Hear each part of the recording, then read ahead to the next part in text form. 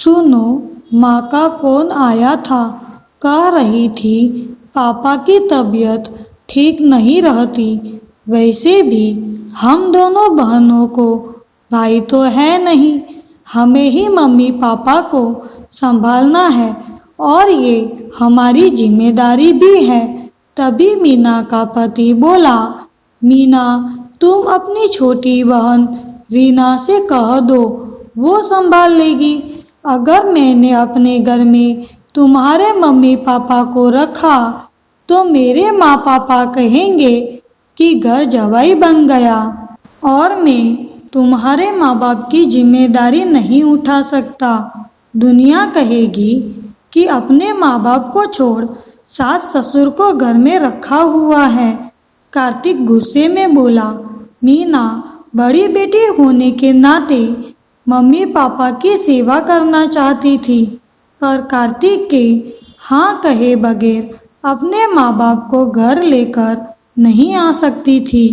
तभी मीना सोच रही थी कि छोटी बहन से कह दूं। उतनी ही देर में रीना का फोन आ गया।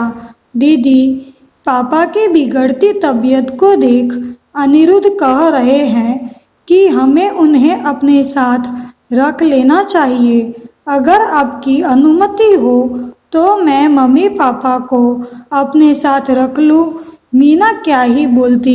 मीना ने रीना से कहा, अगर अनिरुद्ध मम्मी पापा को रखने के लिए मान जाते हैं तो अच्छा ही होगा, क्योंकि मुझे मम्मी पापा को अपने पास रखना था, पर तुम्हारे जीजाजी का स्वभाव थोड़ा कड़क है, जिसके कारण मैं मम्मी पापा को नहीं बुला पाई।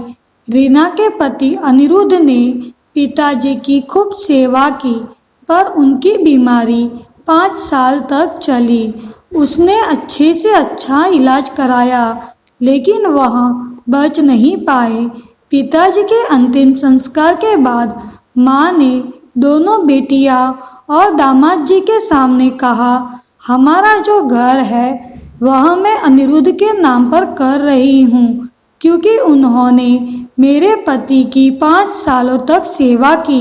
कितना खर्चा किया, कभी हमसे कुछ बोले तक नहीं। मैं आशा करती हूँ कि मीना को कुछ आपत्ति नहीं होगी। माँ, मुझे कोई आपत्ति नहीं है। मीना जब घर वापस आ गई तब कार्तिक ने कहा कि ये क्या बात हुई, तुम दोनों बहनों का घर है, ये कैसा फैसला लिया है तुम्हारी माँ ने। मीना को भी गुस्सा आ गया और वह भी जोर से बोल उठी, तुम्हें तो दामाद बनना पसंद है तो अब बेटे वाला हक नहीं मांग सकते। जो सेवा करेगा वही तो घर का हकदार होगा। तुम्हें तो अपने माँ बाप की और दुनिया वालों की पड़ी थी, तो अब आपको बंटवारे से कोई शिकायत नहीं होनी चाहिए।